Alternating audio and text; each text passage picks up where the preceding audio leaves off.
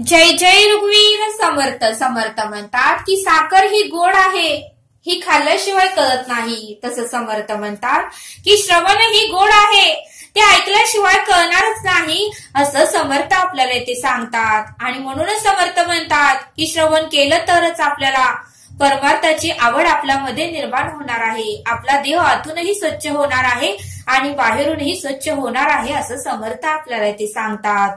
समर्थ म्हणतात की कंदील आतून बाहेरून स्वच्छ केला तरच त्याचा भरपूर उजेड पडतो. समर्थ म्हणतात की कंदील जर आतून बाहेरून स्वच्छ केला तरच त्याचा भरपूर उजेड पडतो. तसं समर्थ म्हणतात की त्या कंदिलाकडे जाऊ नका, तुम्ही तुमच्या देहाकडे या.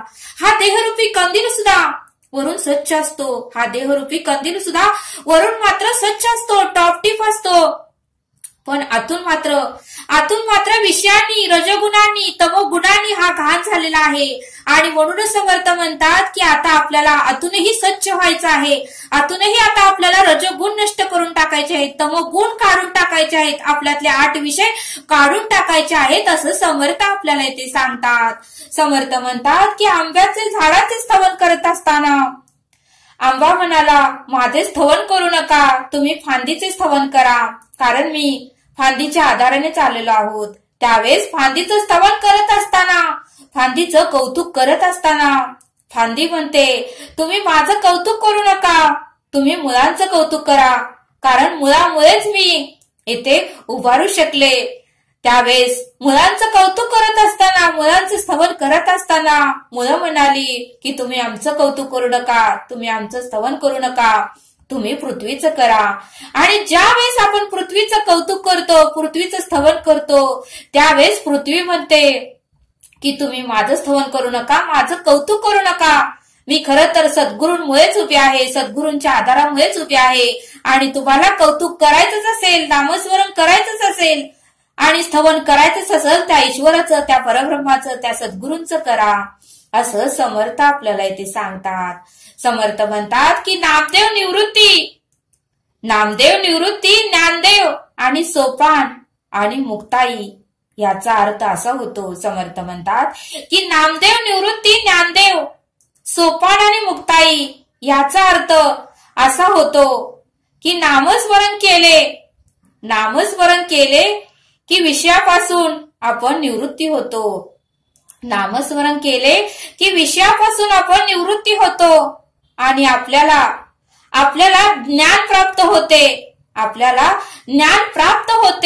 आणि ज्ञान प्राप्त झाले की मार्ग सोपा होतो. ज्ञान प्राप्त झालं की मार्ग सोपा होतो आणि आपला मार्ग सोपा झाला की आपल्याला मुक्ती मिळते. आपला मार्ग सोपा झाले की आपल्याला मुक्तीच मिळते. आणि म्हणूनच समर्थ म्हणतात की नामदेव म्हणजे नामस्मरण, निवृत्ती म्हणजे विषयापासून निवृत्ती व्हायचं, ज्ञानदेव म्हणजे ज्ञान प्राप्त करून घ्यायचं, आणि सोपान म्हणजे आपला मार्ग सोपा होतो, आणि मुक्ताई म्हणजे आपल्याला हे सर्व प्राप्त झाल्यावर मुक्ती मिळणारच आहे, असं समर्थांनी आपल्याला इथे सांगितलं. समर्थ म्हणतात की तुकारामाच्या अंगाखांद्यावर वाघ साप पक्षी खेळत होते. तुकारामाच्या अंगाखांद्यावर वाघ साप पक्षी खेळत होते आणि म्हणून त्यांना विदेह स्थिती लागली होती. बघा म्हणले समर्थ, एवढीही त्यांना नामस्मरणामध्ये विदेह स्थिती लागली होती की त्यांच्या अंगावर वाघ साप पक्षी खेळत होतेस तरीही त्यांना त्याची जाणीव होत नव्हती. एवढी विदेह स्थिती नामस्मरणामध्ये संत तुकारामाची लागली होती. आणि त्यामुळेच परब्रह्म संत तुकारामाला नेण्यासाठी विमान घेऊन पृथ्वीवर आले आणि देहात सकट संत तुकाराम हे वैकुंठला गेले. बघा म्हणले समर्थ, संत तुकारामाच्या परमार्थ, संत तुकाराचं नामस्मरण किती होतं. त्यांच्या रोमरोमातून, त्यांच्या हाडातून सुद्धा विठ्ठल विठ्ठल विठ्ठल असं अखंड नामस्मरण येत होतं, असं समर्थांनी आपल्याला इथे सांगितलं. समर्थ म्हणतात की आपल्याला निवेदन परमेश्वराला ठेवायचं असेल तर एकच ठेवा की मला अवगुणापासून अलिप्त ठेवा, मला अवगुणापासून अलिप्त ठेव, असं निवेदन तुम्ही परमेश्वराला ठेवा. बघा म्हणले परमेश्वर तुमच्याकडून एकही अवगुण करून घेणार नाही. प्रचिती घ्या म्हणले तुम्ही, एक दिवशी निवेदन ठेवून प्रचिती घ्या म्हणले, असं समर्थांनी आपल्याला ते सांगितलं. समर्थ म्हणतात की खुरपायला गेलं, खुरपायला जर बायका रानामध्ये गेल्या तर त्यांना हजेरी मिळते, जर बायका जर रानामध्ये खुरपायलाच नाही गेल्या तर त्यांना हजेरी मिळतच नाही. तसं समर्थ म्हणतात की तुम्ही आता तुमच्या देहाकडे या, या देहानं सुद्धा श्रवण केलं, नामस्मरण केलं, देह सत्कर्मात ठेवला तरच परब्रह्म आपल्याला जे काही आपल्याला हवं आहे ते आपल्याला देईल, किंवा आपल्यालाही परमेश्वराकडून हक्काने काहीतरी मागता येतं. पण आपण जर नामस्मरण केलं नाही, उपासना केली नाही, श्रवण केलं नाही, दिवसभरात एकही सत्कर्म केलं नाही तर परमेश्वराला आपल्याला मागताही येणार नाही आणि परमेश्वरही आपल्याला देणार नाही. आणि म्हणूनच समर्थ म्हणतात की आधी करा आणि मग मागा. ज्यावेळेस कामाला जातो त्यावेळेसच पगार मिळतो, कामाला नाही गेलं तर पगार मिळत नाही. आणि म्हणून समर्थ म्हणतात की आधी करा आणि मगच मागा, असं समर्थांनी आपल्याला इथे सांगितलं. समर्थ म्हणतात की नारळ सत्वगुणी आहे, समर्थ म्हणतात की नारळ सत्वगुणी आहे तर केसर तमोगुणी आहे आणि करवंटी रजोगुणी आहे. नारळ सत्वगुण आहे, केसर तमोगुण आहे तर करवंटी रजोगुण आहे. मग आपल्याला आता नारळच व्हायचं आहे असं समर्थांनी आपल्याला इथे सांगितलं.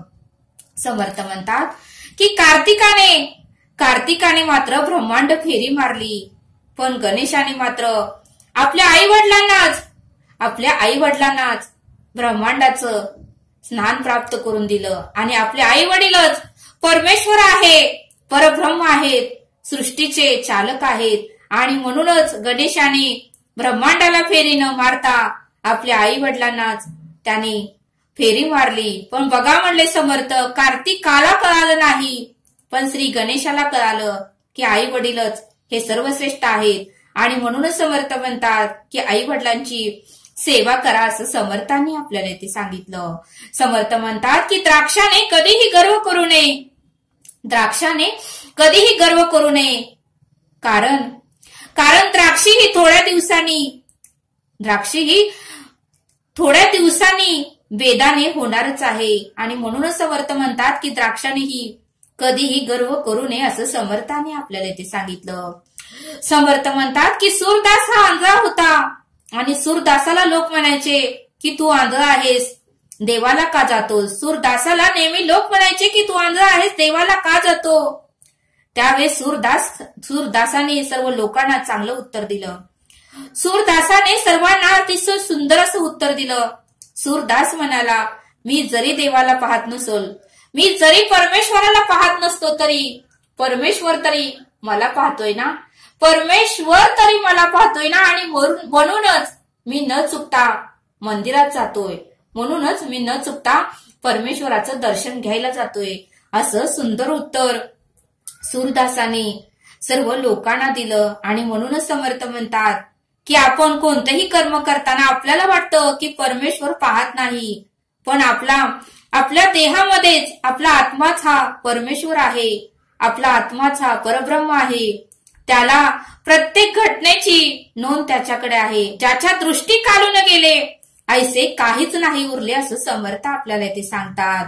आणि म्हणूनच समर्थ म्हणतात की प्रत्येक संकटांना, प्रत्येक परिस्थितीला, प्रत्येक वादळाला, प्रत्येक तुफानाला सामोरे जाण्याचे सामर्थ्य सद्गुरु तुम्ही मला द्या असे निवेदन तुम्ही ठेवा. तुम्हाला सामर्थ्य परमेश्वर नक्कीच देईल असं समर्थ आपल्याला ते सांगतात. समर्थ म्हणतात की जेवढे परमार्थ नामस्मरण, श्रवण, उपासना करणार तेवढंच तुमचा पुण्याचा साठा वाढणार असं समर्थ आपल्याला ते सांगतात. समर्थ म्हणतात की जेवढं परमार्थ नामस्मरण, श्रवण, उपासना तुम्ही करणार तेवढंच तुमचा पुण्याचाही साठा वाढणारच असं समर्थ आपल्याला ते सांगतात. आणि म्हणूनच समर्थ म्हणतात की अखंड नामस्मरण करा, वेळ थोडाही वाया घालू नका, घडीने घडी काळ आयुष्य नेतो, देहांती तुला कोण सोडू पाहतो असं समर्थ आपल्याला ते सांगतात. समर्थ आपल्याला एक बोध सांगतात एक नारायण नावाची व्यक्ती एका गावामध्ये राहत होती. त्या व्यक्तीचं 5 एकर शेती होती. पण ती व्यक्ती मात्र नारायण मात्र सर्वांना मदत करायचा. कोण त्रासात असेल, कोण दुःखात असेल तर त्यांच्या मदतीला तो धावत जात होता. कोणाला पैशाची गरज लागली तर पैसा देत होता. कोणाला जर उन्हाळ्यात त्रास होत असेल तर त्या व्यक्तीला गाडीवर, त्या व्यक्तीला जिथे जायचं असेल तेथे तो सोडून येत होता. प्रत्येकाला पाणी द्यायचा. प्रत्येकाला आपल्या शेतामधलं जे काही धान्य येत होतं ते सर्वांना देत होता. असं तो प्रत्येकाची सेवा करत होता. फार असे उत्तम असं सत्कर्म रोज करत होता. पण मात्र खूप दिवस झाल्यानंतर एके दिवशी मात्र नारायणाची पत्नी आजारी पडली आणि नारायण हा खेडे गावामध्ये राहत होता. तो तिथल्याच दवाखान्यात त्याने आपल्या पत्नीला दाखवलं. पण ते डॉक्टर म्हणाले, हा आजार मोठा दिसतोय, माझ्याकडून काय बरा होणार नाही. तुम्ही सिटी हॉस्पिटलमध्ये तुमच्या पत्नीला न्या. त्यावेळेस मात्र नारायण खूप घाबरला. त्याला काहीच कळत नव्हतं. त्याच्याकडे मोठी गाडीही नव्हती सिटी हॉस्पिटलमध्ये आपल्या पत्नीला न्यायला आणि पत्नीची अवस्थाही 2 व्हीलर गाडीवर बसण्याची नव्हती. त्यावेळेस मात्र नारायणने आपल्या ओळखीच्या 2-3 ज्यांची 4 चाकी गाडी आहे त्यांना त्याने विचारून आला आणि नम्रतेने त्याने त्यांना नमस्कार केला आणि बोलू लागला की माझी पत्नी आजारी आहे आणि तुमची गाडी 2 दिवसासाठी मला द्या. तुमचा जे काही खर्च असेल तो मी पेट्रोलचा तुम्हाला देतो. त्यावेळी 2-3 विचारलं, पण 2-3 मात्र नारायणाला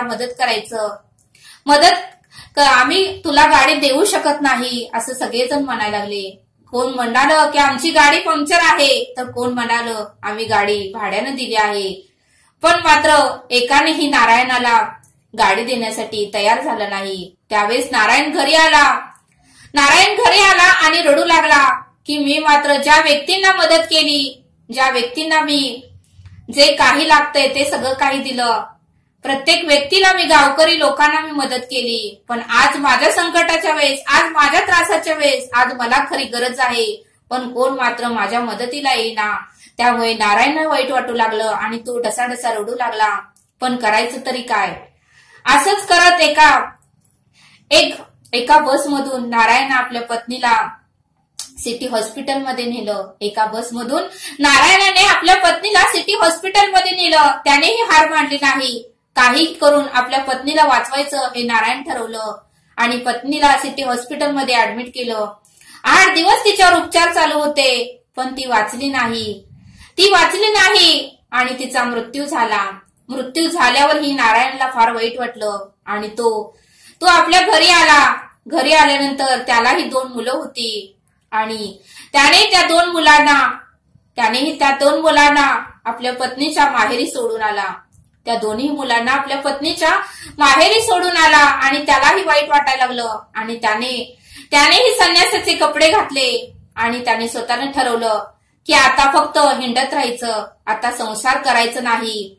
या लोकांना मी खूप मदत केली, पण ह्यांनी मला मदत केली नाही आणि त्याचं दुःख होतं. प्रत्येक तीर्थक्षेत्राला जायचं आणि तेथेच राहायचं आणि जेथे काय मिळेल ते खायचं आणि दिवस काढायचं असं नारायणाने ठरवलं आणि संन्यासाचे कपडे घातले आणि तो एका तीर्थक्षेत्रेला गेला. त्यावेळेस तिथे त्याला एक साधू भेटले. साधूंना सर्व काही प्रकार माहिती होता. साधूने नारायणला विचारलं, तुला कुठलं दुःख आहे का, मला तू सांग, तुझ्या चेहऱ्यावर दिसत आहे. त्यावेळेस नारायण म्हणाला की या जगामध्ये कोणाला मदत करून काहीही फायदा नाही. या जगामध्ये कोणाला मदत करून, कोणाची सेवा करून काहीही फायदा नाही. मी कितीतरी वर्ष लोकांची सेवा केली, लोकांच्या मदतीला धावून गेलो, लोकांना काय पाहिजे ते सगळं काही लोकांना मी दिलं, त्यांचे आशीर्वाद घेतले, पण माझ्या पत्नीच्या वेळेस मात्र मला कोणीही मदत केली नाही. त्यावेळेस त्या साधूंनी मात्र नारायणला खूप छान उत्तर दिलं. ते साधू म्हणाले, अरे तुझी सेवा करायची, मदत करायची पद्धत चुकीची होती. त्यावेळेस तो नारायण म्हणाला, अहो कसली पद्धत चुकीची ते तरी मला समजावून सांगा, मला काहीच कळत नाही. त्यावेळेस ते साधू म्हणाले, अरे ज्यांना भूकच नव्हती, ज्यांचं पोट गच्च भरलं होतं, ज्यांना भूकच नव्हती, ज्यांचं पोट गच्च भरलं होतं, त्या लोकांनाच तू जेवायला वाढत होता. त्या लोकांनाच तू जेवायला वाढत होता आणि म्हणूनच ते व्यवस्थित जेवत नव्हते. त्यावेळेस नारायणला काहीच समजेना. त्याने परत साधूंना विचारलं. साधू म्हणाले, याचा अर्थ असा की ज्यांना गरजच नाही, जे खूप श्रीमंत आहेत, ज्यांच्याकडे भरपूर पैसा आहे, ज्यांच्याकडे भरपूर प्रॉपर्टी आहे, त्या लोकांनाच तू मदत करत बसलास. त्याच लोकांना तू मदत करत बसलास, त्याच लोकांची तू सेवा करत बसलास. आणि त्यामुळे अशा लोकांना किती जरी मदत केली तर असे लोक कधीही त्याची जाणीव ठेवत नाहीत, कधीही त्याची आठवण ठेवत नाहीत आणि त्यांना कसलाही फरक पडत नसतो.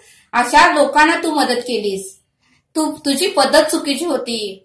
तू अशांना मदत कर की ज्यांना खरंच कडकडून भूक लागलेली आहे आणि ज्यांना ज्यांना जेवायची, त्यांना अन्नाची खरंच आवश्यकता आहे, अशा व्यक्तींना मदत कर.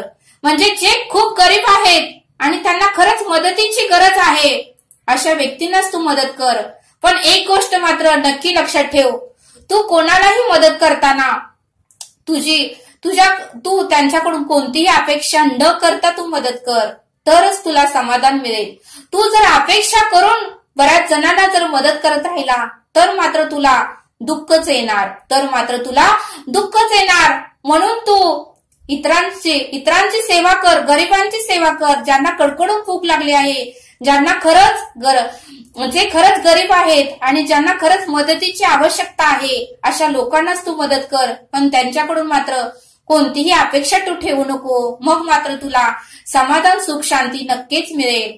त्यावेळेस मात्र नारायणाचे डोळे उघडले आणि खरंच त्याला ज्या प्रश्नाचं उत्तर मिळत नव्हतं त्या प्रश्नाचं उत्तर नारायणला मिळालं.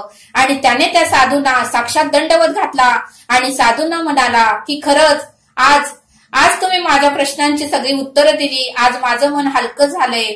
आता मी परत माझ्या घरी जाणार आणि परत मी माझ्या मुलांना बोलवून घेणार, त्यांनाही लहानाचं मोठं करणार आणि माझी जी 5 एकर शेती आहे ती मी करणार. आणि नारायणाने मात्र साधूंचे आशीर्वाद घेतले आणि साधूंनीही त्यांना आशीर्वाद दिला आणि नारायण आपल्या घरी आला. आपल्या मुलांनाही त्यांनी बोलावून घेतलं आणि आपला संसार सुखाने तो परत करू लागला. बघा म्हणले समर्थ, म्हणजे मदत तुम्ही करा, पण अशा व्यक्तींना करा की ज्याला मदतीची खरंच आवश्यकता आहे आणि जी व्यक्ती मदत केलेलीची जाणीव ठेवेल, आणि त्या व्यक्तींनाच तुम्ही मदत करा. आणि मदत करताना कोणतीही अपेक्षा न ठेवता मदत करा, तरच तुम्हाला सुख, शांती आणि समाधान मिळेल, असं समर्थांनी आपल्याला इथे सांगितलं. समर्थ आपल्याला एक श्लोक देतात. सदा विषयो चिंतिता जीव झाला, अहंभाव अज्ञान जन्मासी आला. विवेके सदा सस्वरूपी भरावी, जीवा उगमी जन्म नाही स्वभावे. या श्लोकाचा अर्थ समर्थ सांगतात की जीव आणि शिव यात भेद नाही. जीव आणि शिव यामध्ये भेद नाही. जीव हा स्वतःच ब्रह्मस्वरूप आहे. जीव हा स्वतःच ब्रह्मस्वरूप आहे. पण तो स्वस्वरूपी विसरला. सुखाची गोडी विसरून सदोदित विषय सुखाचं चिंतन करू लागला आहे. सुखाची गोडी विसरून सदोदित विषय सुखाचे चिंतन करू लागला आहे. म्हणून हे जीव पण प्राप्त